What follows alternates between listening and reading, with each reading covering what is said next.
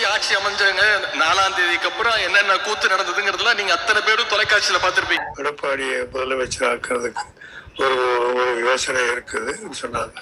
அடுத்த நாள் திருமாவளவனை சிஎம் ஆக்கலாம் அப்படி யோசனையில் நான் கேட்டேன். அவர் எம்எல்ஏ இல்லையே சார் அப்படின்னு நான் சொன்னேன். அதை ஒரு ஜன வர சொல்லி 4 மணிக்கு அவர் அங்கிருந்து வெளியே அனுப்பிச்சிட்டு நான் எங்கள் அலுவலகத்தை நோக்கி வர்ற நேரத்தில் மறுபடியும் ஒரு ஃபோன் வருது.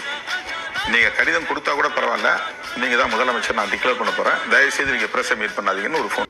நம்ம பேரை சொல்லி நம்ம தலைவர் முகத்தை காட்டி வாக்குகளை பெற்று தலைவரை பார்த்து ஒரு நன்றி கூட சொல்லாம ஓடி போச்சு அந்த நன்றி கெட்ட கூட்டம்.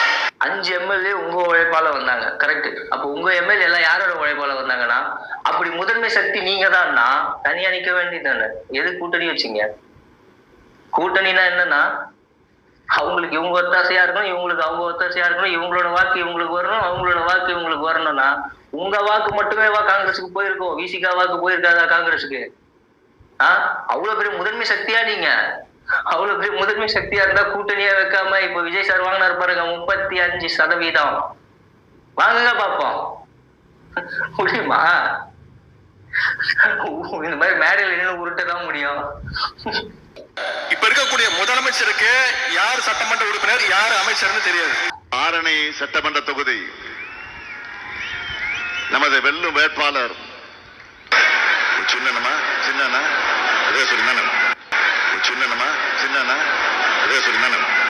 அவருக்கு காலி பண்ணிடுவேன், அசிங்கப்படுத்திடுவேன்னு சொல்ற எவனா இருந்தாலும் சரி, திரும்பி போற ஐடியாவே இல்லை, திரும்பி போற ஐடியாவே இல்லை. நீங்க என்ன பண்ணாலும் ஒன்றும் பண்ண முடியாதியா, அதை நான் ஃபர்ஸ்ட் புரிஞ்சுக்கங்கய்யா. நீங்க பேசினாதான் எது பண்ணாலும் வேஸ்டியா.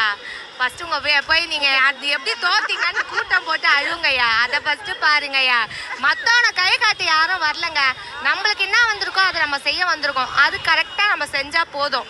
அது மக்கள்கிட்ட இருந்து என்ன வரணுமோ அது நம்மளுக்கு